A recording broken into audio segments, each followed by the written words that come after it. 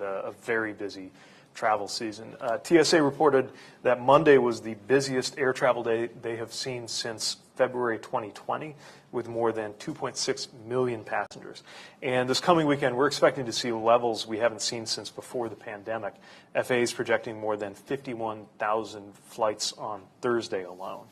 So thought it was a good moment to talk about the state of play, what we're working on, how the system is doing, and obviously take up any questions that are on your mind. Let me start with some good news. We have seen airlines deliver considerable improvements in on-time performance in the past few months. Each month we've seen cancellations under 2%, including across that busy spring break season. That's better than the 10-year average, and so far this May, we're seeing those numbers hold. But this weekend will be a test of the system. And I think all of us have airline stories from last summer and the disruptions that took place then. Cancellation and delay rates were at unacceptable proportions last year, and it's important that that not happen again. So DOT is taking a twofold approach toward the airlines: collaboration where that is appropriate, pressure where it's necessary. We're working collaboratively with the airlines wherever we can to take steps that are going to help them reduce congestion and increase capacity. And then when things go wrong, we're using our tools to press airlines to continue improving customer service and to continue improving performance. I do think it's worth noting that just over 2 years ago, when President Biden took office in the worst stages of the pandemic, the biggest concern around our nation's airlines was whether they would be able to stay in business at all. And if they did, how many years it would take them to recover. But of course, President Biden acted swiftly to restore the economy.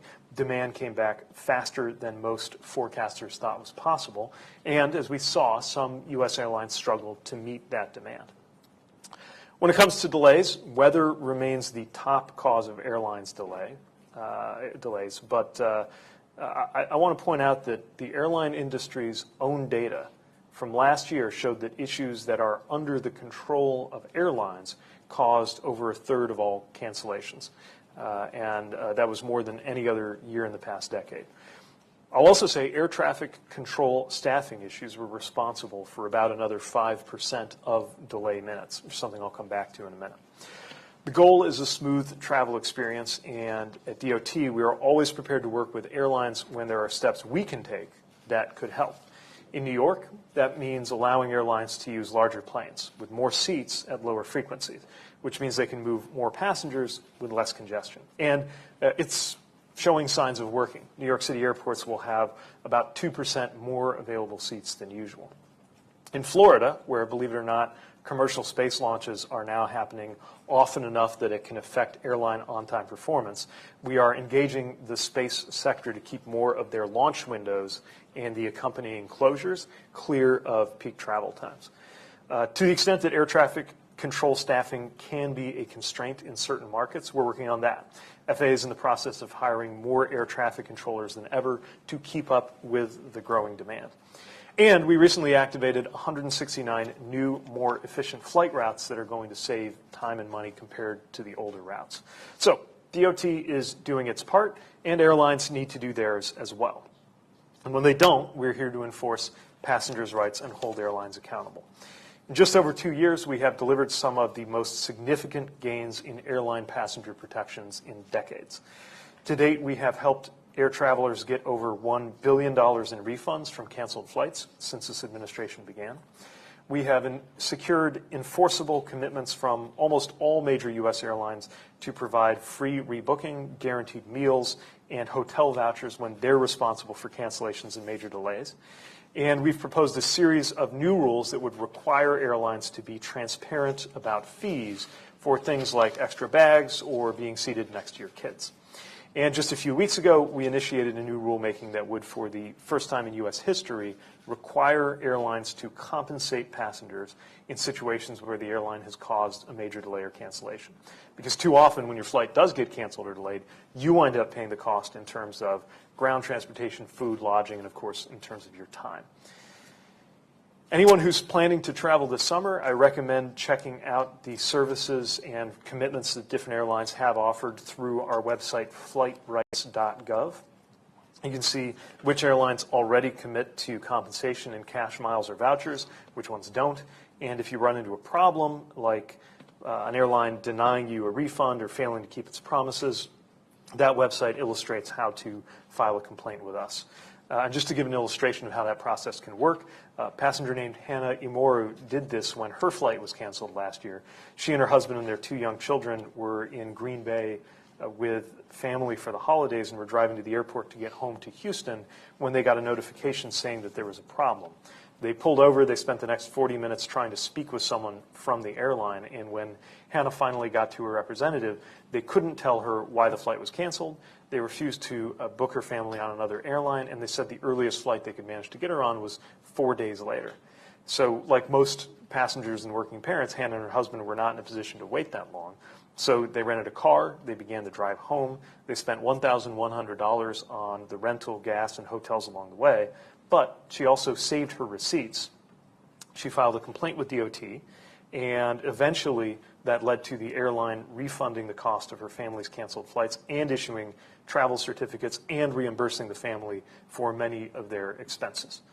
This is a country that ushered in the aviation age. We ought to have the best aviation system in the world, and we are here at work to make sure that passengers have that support. So with that, happy to take up any questions that folks have. Are you confident that what you're doing is enough to avoid the recent airline meltdowns that we've seen? Well, airlines are responsible for delivering a high standard of service. I have seen, again, a lot of improvement in terms of the numbers so far this year, and I'm confident that the customer service commitments that we have secured from the airlines are going to make a difference. But part of why I'm drawing attention to the work that we're doing is that we know that passengers continue to face issues, and I want passengers to know that when they do, we have their back. Yeah. In March, the FAA said that air traffic control staffing would be out about 81% nationally and 54% in New York this summer. Are you meeting those targets, and when can we expect air traffic control staffing to be back to 50%? So we have come forward with a measure of optimal staffing that actually shows a wider gap than what we'd seen in the past, because we think it's important to be upfront and transparent about that. The optimal numbers that I'd like us to be at are about 3,000 north of where we are. Now, we're hiring 1,500 this year.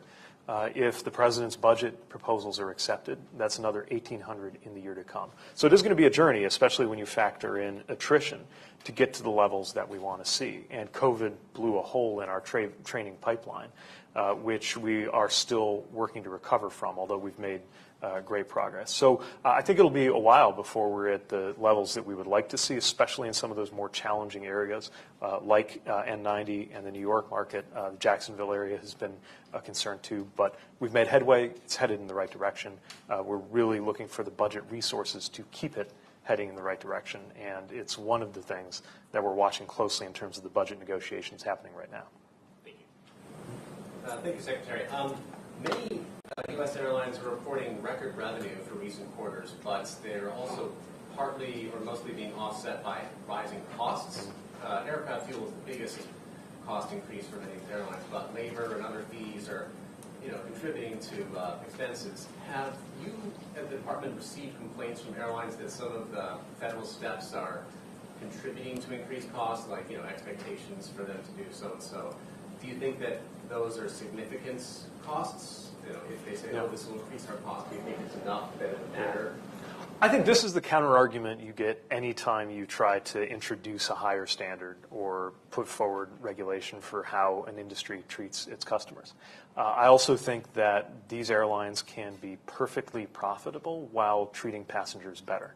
And that's what we're seeking to do here, both raising the floor with regulation and highlighting who goes beyond that floor with the transparency that you can get through the dashboard on flightrights.gov. So we're not going to prescribe every little detail of customer service, but we are trying to raise the bar on that. And I think that we can have affordable flights, profitable airlines, and happier passengers by doing that. Let me also just mention, we are, again, in the spirit of working on anything that is under our control. I know this is a bit of an eye chart here, but basically, as we move from more of the blue routes to the green routes, which is more direct routing that involves fewer hops from one radio beacon to the next and more paths that use GPS, it means a more direct path. And that in turn means less time up in the air for the same segment, which means lower costs. So anytime we can do something, even if it's very back end and technical like that, that's going to make a difference, we'll do our part to try to help keep costs under control. Aside from air traffic control, are there other areas of staffing, baggage handlers, TSA, other places where you're concerned, either regionally or in kind of various sectors like that? Well, we know that on the airline side, staffing was one of the biggest issues that contributed to last year's problems. Most of the airlines are indicating that they've made big gains in terms of pilots, but not necessarily fully recovered, depending which airline you talk to. Mechanics is looking like a continued pinch point. Less clear to us where we are in terms of the baggage handling, because that is so specific to an individual airport, but something we're keeping an eye on. I have to refer you to DHS on the TSA numbers, but what I understand from them is that they are pretty close to where they had been previously. And so still going to be a lot of pressure on the system, but I think probably less of a constraint than it would have been a year ago. How concerned are you that air traffic control staffing will lead to more delays in places like Jacksonville Center? We saw issues in Denver twice over the last couple of days. How concerned are you that is going to continue to build, given the fact that it's going to take a couple of years to shore up the shortage? Yeah, it's a concern, and it's part of what motivates us right now to be putting so much emphasis on the recruiting, the hiring, and the training. We need to make sure that we have the workforce that's ready to have more of a cushion. Now, I do want to stress, because I think sometimes the way this gets talked about publicly, people imagine that there's an empty seat somewhere, where really what we're talking about more often is reserve capacity or the ability to absorb an unexpected disruption, like the Denver situation, where it largely had to do with somebody being sick, COVID. We need more layers that allow us to absorb that, but it's certainly a concern. Just a quick follow-up. Yeah. Because I spoke to NTSB Chair Jennifer Hamady today, and there was this whistleblower complaint about controllers feeling overworked at Jack Center, and she says it's a safety issue, especially as we see these rolling incursion issues happen since the start of this year. So what do you say to that? I mean, it seems like maybe the short-term fix is not as good as the long-term fix. Well, the best solution is the long-term fix, which is to make sure that we have enough of a cushion in the staffing model that we can absorb anything that comes up operationally, anything that affects a particular tower or particular center. But I also want to emphasize that FAA is not going to allow an unsafe condition to arise. So, there are very strict requirements in terms of how long a controller can be on station, for example.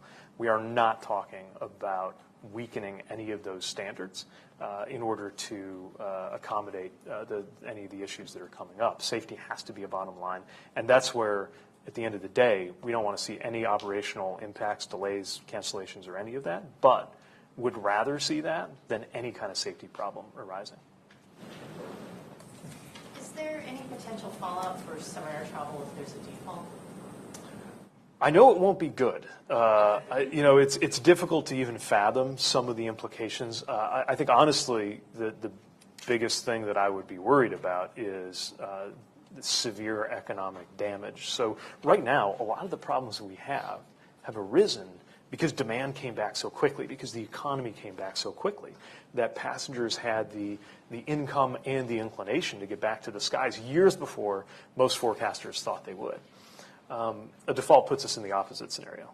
Maybe the problem wouldn't be a system that's bursting at the seams, but I do expect it in the same way that I wouldn't even say expect, because default's not an option. We can't let it happen. But one of the many reasons that we can't let it happen is that you would be seeing the kinds of economic harms that we just lived through, only worse and less temporary.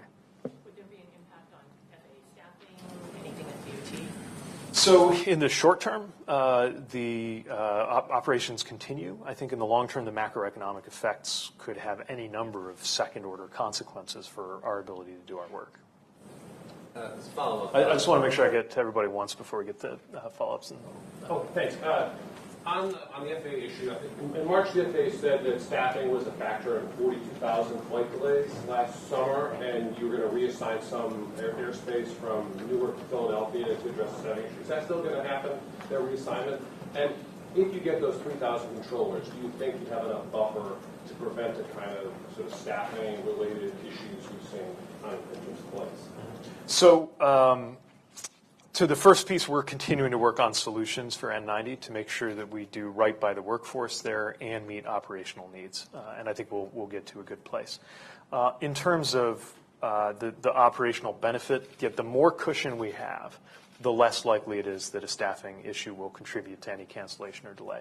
You can still never say never, because again, some of this is what happens if you have an inordinately large number of people somehow become ill or unable to work at a particular station, and how do you capture that? I think a lot of folks might not understand how specific to a location your qualifications are. But also I want to come back, I think we have some numbers on this somewhere. This is really important to emphasize. We are always going to own any issue that is under our control. But these data from recent months would suggest that 8% or less of the cancellations have had to do with staffing. So if you, basically the way I'd explain it is, this is God, this is the airlines, this is us, right? And by the way, within that NAS number, only some of that in turn is staffing. So that's not to minimize anything that's under our control. We're going to work and we're going to own. But I want to make sure that the attention is proportionate to the share of the problem that is. And similarly, when we ran the numbers in terms of delay minutes, as I mentioned earlier, in terms of delay minutes, we're talking something in the neighborhood of 5%.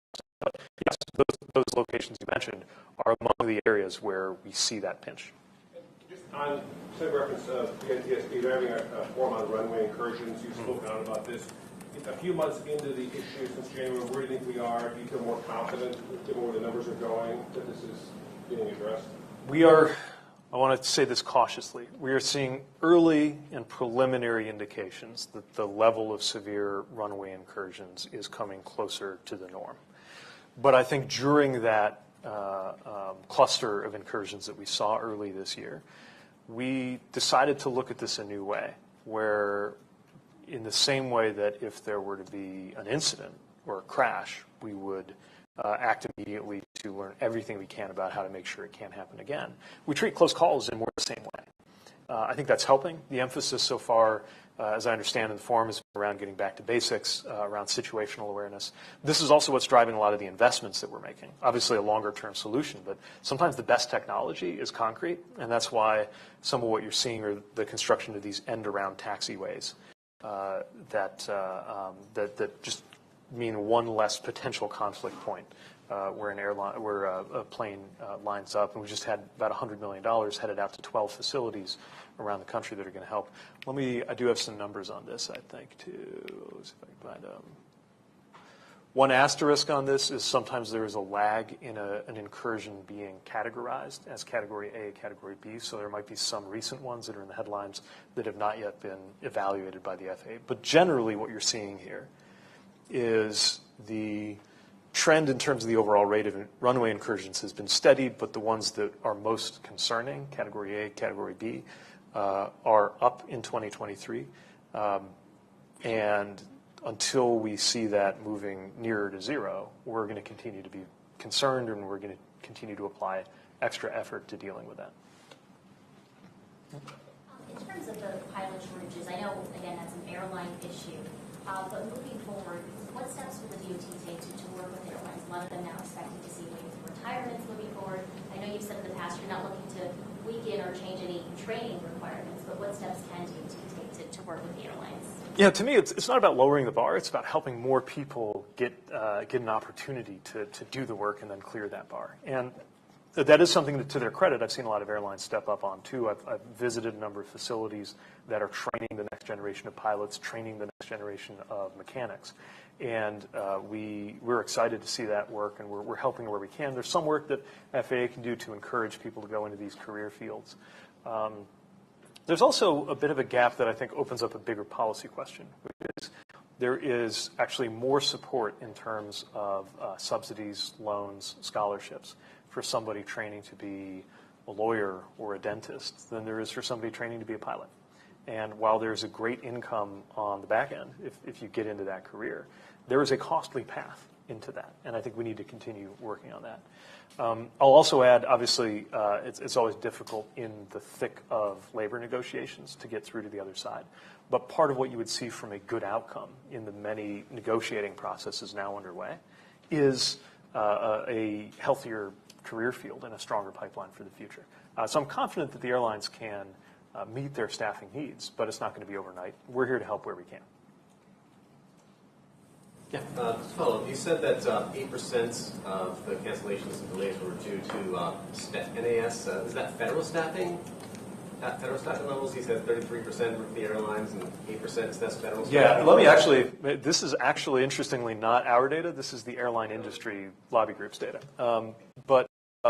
Yes, so I believe, somebody can stop me if I say anything wrong here, that the things that get booked in NAS are anything that would be operational to include staffing and availability, but also anything else ATC that's not driven by weather. Does runway count as in our NAS figure? Runway equipment, basic weather. The weather is extreme, but basic weather, runway, and staffing. Okay, so like if you have a de-icing program, does that have to go under NAS, or is that? That's got to go under NAS. That'll go under NAS as well. Does federal and airline staffing for No, if it's airline staffing, then you're going to see it in the air carrier segment there. And to clarify about the default, that definitely will not happen. FAA is, most of the FAA workers are essential services, and so, God forbid, they'll still be working if there's a closure of some kind? There's not a standard I mean, Treasury is working through what to do in what order, right? We've seen it happen. I hate to mention, we've seen shutdowns happen. Right, but remember, this is not a shutdown, right? So on one hand, well, I'll just say it's a very different scenario than a shutdown. In fact, technically, it doesn't entail a shutdown, but it entails disruptions. Excellent context. Yeah. In terms of enforcement, is there anything to report out on the Southwest investigation? Yeah, it's underway. Obviously, a big process. Let me just remind you that there's two pieces to it. There's the realistic scheduling issue, and then there's the customer service issue. Results from one may come sooner than another. I'll say that much. Can I follow up on that? Yesterday, you fined LATAM Airlines $1 million. I think that's one of the roughly 10 carriers you've been investigating. Can you give us an update on sort of how many carriers are still under investigation for delayed refunds? Yeah, there's still quite a few. So yeah, the LATAM is the latest finding, and that was initiated some months ago. And we were able to leverage, I think, over $60 million in refunds. And I always want to emphasize, the point of the fine is not the fine. The point of the fine is to propel money back into passengers' pockets. We're up about 60, right? And I think it would be accurate to say about half a dozen investigations are still pending along those lines. And on other investigation on the NOTAM outage from January, where are you in terms of feeling confident that you have the safeguards in place to ensure that that couldn't happen again? And more broadly, what's needed on the technology front, do you think? So I'm confident that in terms of both the processes and practices that led to that issue, and in terms of the database setup, that particular sequence of events could not happen again. But we need to accelerate NOTA modernization. One more example of something that's in the president's budget that I hope will not be viewed as unimportant by House Republicans just because it's non-defense discretionary spending. Can I ask one about unruly passengers? Because it seems like there are headlines again of them coming back in a way. Maybe the rate is not up as much as it was in 2021, but it seems to still be an issue. What is your message to passengers now that the mask mandates have gone away, but there are still these problems? Well, the simple message is don't. Don't do anything that would cause a threat or a disruption to your fellow passengers and your flight crews. The pilot always says that flight attendants are there primarily for your safety, and that's right. And for that reason, as well as basic human decency, they should be treated respectfully. Now, I'm encouraged we're down 80% from the peak, but the numbers we see are, even one is too many. And so we're seeing results from the zero tolerance posture that FAA has taken up, and a number of even criminal referrals where appropriate or major fines. And I think that's having an effect, but we do need to continue pressing on this because it's obviously a workplace issue for flight attendants, and it's a safety issue for everybody. And to piggyback off of that, let me ask, what is the message just in general for passengers going out and this is a lot of people traveling all at once, and we saw 2.66 million people the other day, 10 million people over the weekend. What do you hope they think and feel as they go into an airport and get onto a commercial airliner, having not been on one in a while? Yeah. First of all, I hope that passengers, the vast majority of whom will get to where they're going on time and as expected, also know that if they run into an issue, that this department has their back. I want passengers to know just how much work goes into keeping them safe, and to remember that that's why we have this level of safety we don't take for granted, where the form of transportation that involves being propelled through the air miles above the surface of the ground is also the safest way to get around. Tragically, statistically, probably within the amount of time that we've been in this room, we've lost at least one American on our roadways, something we're working aggressively to deal with. But I wish that roads or railroading or any other form of transportation had the safety record that aviation does. We're working hard to keep it that way. I want passengers to know their rights. That's why we're always reminding them about flightrights.gov. Before you book, check to see how airlines treat their passengers and what they've committed to. And then after you commit to an airline, check to see what you're entitled to so that you can chase that up. But the bottom line, we want everybody to have great travels this coming weekend and this summer. We're doing everything we can to press airlines to deliver that good service. And if there is an issue, we have your back. One more on the roads. You mentioned NHTSA earlier this month asked ARC to recall 67 million airbags that could be defective. The company has refused to do so. Can you give us an update about what the extent is and what should consumers do who are driving these 30 million plus vehicles that have these airbags? So we'll get you more in terms of the timeline. There's a procedural timeline that was initiated when NHTSA sent its letter, and then ARC has their period to respond. I'll note that GM initiated a voluntary recall, and I think the next step that you would see is through the OEMs, and so it'll really come down to the specific model, specific car that you have. So watch for more, because this process obviously needs to play out. But this is being done as part of that exceptionally high standard that we also expect of automakers, and obviously was not a step that NHTSA took lightly. From automakers, can I ask a question about EVs? Sure. Okay. So 151 House Republicans just yesterday wrote a letter to the Biden administration on the environmental regulations targeting gas-powered vehicles. They say it would lead to higher costs for consumers, increased dependence on China. So can the administration pledge to make sure these parts of EVs are not sourced from China, and what are That's exactly what we're working on. So I've visited facilities in places like Glendale, Kentucky, DeSoto, Kansas, that are going to generate thousands of jobs creating EV batteries with American workers on American soil. Good money, by the way, often six-figure pay that you don't even have to have a college degree to earn, although it requires a lot of skill. And coming from an auto town like South Bend, Indiana, once home to Studebaker, I know the power of those thousands of good-paying jobs in those communities. And I don't know why anyone in elected office would want to slow down America's progress into that EV revolution. I would also note that we do careful cost-benefit analyses on regulations related to the efficiency of gas cars, and those rules have saved Americans huge amounts of money in terms of gas and diesel costs. And of course, making EVs more affordable will also make it easier for more Americans to take advantage of the fact that it is cheaper to fill up a car or truck with electrons, typically, than with gas or diesel. So this is all about making sure that we have, yes, cleaner air, but also saving and passengers money, and making sure that America and not some other country takes the lead in this EV revolution. And I'll tell you, China is doing everything in their power to beat us in EVs. I don't think it's because the Chinese Communist Party is particularly enthusiastic about the climate. I think it's because they understand the economic security benefits of being first. That's why we're investing so much in onshoring, nearshoring, and friendshoring the EV supply chain, while also making EVs more affordable for Americans to buy. About the EV supply chain, minerals for batteries like coltan, lithium, cobalt, all that is going to become more and more important over the decades.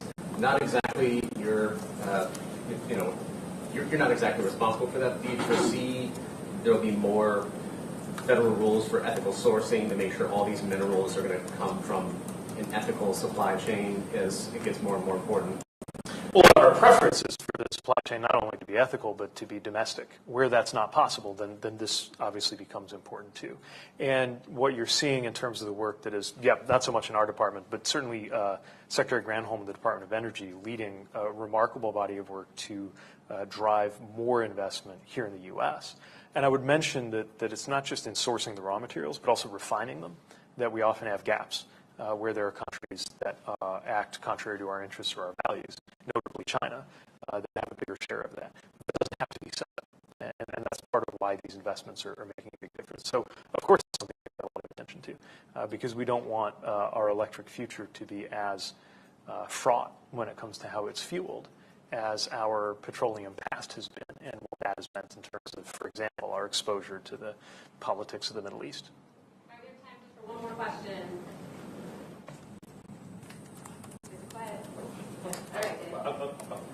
Can I just ask you, you've talked about Tesla a couple times recently. The autopilot investigation is now, getting close to 2 years old, late in August. There have been a lot of crashes that NHTSA is investigating. I